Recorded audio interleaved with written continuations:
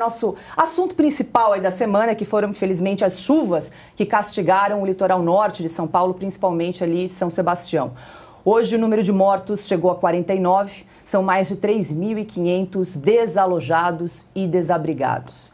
Bom, para a gente comentar esse assunto, eu gostaria de colocar na roda o deputado Ricardo Salles. Gostaria de começar perguntando, deputado, uma pergunta que parece meio óbvia, mas gostaria de ouvi-lo. Por que choveu tanto na última semana? O senhor acha que tem aí essa tragédia, né, que aconteceu no litoral norte paulista, tem alguma relação com a questão aí das mudanças climáticas, aquecimento global, uma ideia que é muito reforçada e difundida pela esquerda? Olha, Paulo, primeiro lembrar que a história da mudança climática virou a segunda página do aquecimento global. Né? Muitos falavam antigamente de aquecimento global, aí quando viram que na média as temperaturas não estavam se aquecendo, inclusive em alguns lugares estava até mais frio, disseram não é aquecimento global, é mudança climática. Mas, retóricas à parte, o fato é que há sim mudanças climáticas, como sempre existiu.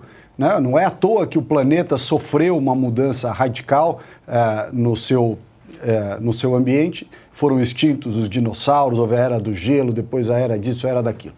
Então, a mudança climática por si só, ela não é algo a ser discutido. Olha, não está tendo. Não é que está tendo ou não está tendo. O planeta sofre mudanças climáticas, quer seja pela sua própria dinâmica do planeta, quer seja por uma questão do universo, do Sol e até, evidentemente, a consideração do efeito antropogênico, ou seja, os efeitos do homem sobre a mudança climática. Essa é a grande discussão que se travou e muitas vezes a esquerda quis matar esse debate justamente para dizer, olha lá, negacionista, está acabando com a discussão de mudança climática. Não é essa a discussão. A discussão é, considerando que há mudança climática, quanto desta mudança climática pode ser imputada ao ser humano em todo o planeta e quanto é da dinâmica natural do planeta. Perfeito. A roda está aberta, então, aí para perguntas ao deputado Ricardo Salles. Salles, eu queria começar perguntando uma coisa que sempre chama a atenção de todo mundo e eu não sei se tem uma resposta muito clara. Essas regiões, não só em São Paulo, na verdade, né? Já aconteceu em Petrópolis, já aconteceu recentemente em Pernambuco, mas essas regiões de risco, áreas de risco, elas são sempre muito habitadas porque é onde não tem nenhuma especulação, né? As pessoas que não têm condições vão montar as suas casas ali, mas a gente não tem uma clareza do que o governo possa fazer, né? Nós, inclusive, tivemos discussões agora se é uma missão do governo, uma missão que parece meio contraditória, né? Obrigar a pessoa a não ter a casa ali, né? Porque é sempre uma área de risco. Mas como que a gente pode pensar numa política, assim, pensando tanto em meio ambiente quanto em moradia, para pessoas que vivam em área de risco e que é meio estranho usar até esse termo, né? Porque elas não querem viver em área de risco, mas elas escolhem, né? Correr este risco por conta de falta de oportunidades ali. Como que a gente consegue lidar, né? Desenhar uma política minimamente sensível a isso? Pois é, veja, é importante lembrar o seguinte, bom, só para quem não saiba, eu, além de ministro do Meio Ambiente, fui secretário de Meio Ambiente aqui do Estado de São Paulo.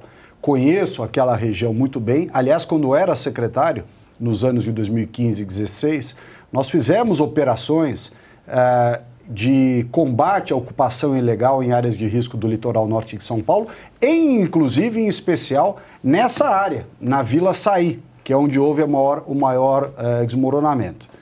Então, esta é uma região já há muitos e muitos anos conhecida e sensível. Também não é diferente em Petrópolis, como você citou bem, e em outras regiões do Brasil. Teve problema na Bahia, teve em Belo Horizonte também.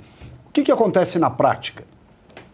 Nós temos, primeiro, um radicalismo muito grande de algumas entidades, ONGs, etc., que impedem empreendimentos imobiliários de acontecer muitas vezes em determinados lugares. Então, quando você inviabiliza uma atividade imobiliária, né, o que sobra para essas pessoas irem morar são as áreas que não têm licenciamento, não têm ordenamento territorial, não têm a atividade própria, né, de análise de risco. Então, você aperta de um lado, achando que está fazendo uma coisa boa, e, obviamente, as pessoas escorregam para o outro lado, vai para os locais ilegais. Então essa é a primeira coisa. Não adianta radicalizar na legislação.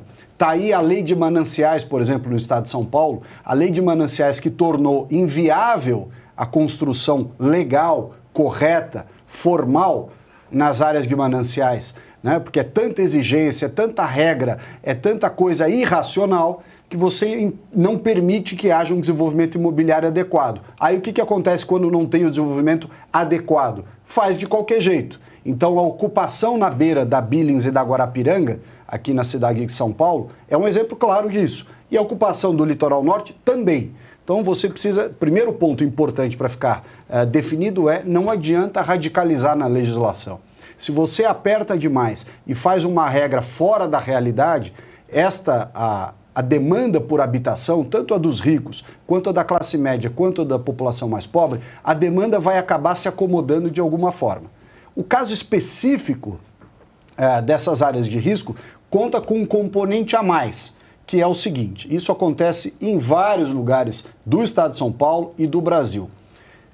Candidatos a vereador e candidatos a prefeito, quando da sua campanha, incentivam essas ocupações irregulares, quando não, inclusive em certos casos, eles próprios bancam, né, a máfia da ocupação irregular, justamente no argumento de que, olha, se eu me eleger, né, se esse prefeito, esse vereador se eleger, a promessa é: pode ir para lá e se eu me eleger eu vou regularizar. Ou seja, ele ilude a pessoa, muitas vezes toma dinheiro da pessoa e ainda por cima condiciona o voto, né, na sua eleição para que ela possa ter uma regularidade. Isso acontece assim corriqueiramente aqui no estado de São Paulo e eu quero crer que aconteça em outras regiões do Brasil. Inclusive, nesse caso que eu citei aqui, na Billings e da Guarapiranga. Quando eu era secretário, nós flagramos um condomínio irregular, não um condomínio, não, uma ocupação irregular, desses movimentos sem teto, inclusive, aí muito parecidos com esse do Boulos e todos mais,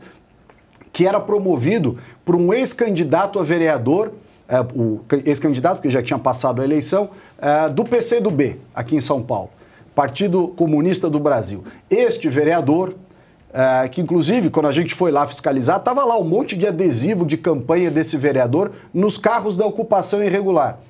O que ele fez? Ele invadiu uma área que a priori não poderia nem ser construída, porque justamente a legislação impediu o setor privado de fazer o loteamento de maneira regular. A área foi abandonada, porque não tinha valor comercial nenhum. Veio esse movimento liderado por esse candidato a vereador, que até já morreu, parece, invadiu, cortou a vegetação, aterrou o terreno, começou a construir um monte de casa irregular, quer dizer, o pior dos mundos. Você acha que você está cumprindo uma legislação de uso e ocupação do solo supostamente defensiva da situação ambiental ou da situação de urbanismo, mas ela, por ser tão radical, ela empurrou a turma para a ilegalidade. Foi exatamente o caso lá da Billings e Guarapiranga e não é diferente aí na Vila Saí. Quem fez naquela época, já há muitos anos, muito antes de eu ser secretário, e agora com certeza continua, quem organiza as ocupações irregulares são os candidatos a prefeito e vereador, que dão meios, levam móveis, levam etc. e dizem, olha, pode ocupar que quando eu for eleito eu vou regularizar.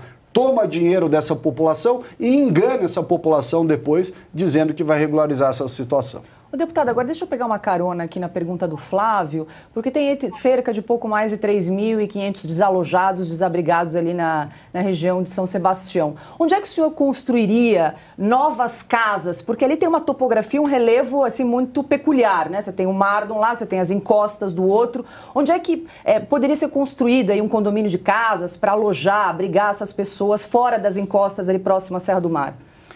Veja, Paula, o terreno propício para a construção é aquele que está no plano. Na medida em que você vai subindo, né, o morro ali na região da Serra do Mar, vai aumentando o grau de risco. Então você tem ao longo da rodovia uma faixa de domínio que pertence à estrada, ali é uma estrada federal com intersecção estadual, né, a BR-101 com uso também estadual. Então você tem uma faixa de domínio que até era para duplicar a Rio Santos, e para além da faixa de domínio, você pode ir construindo.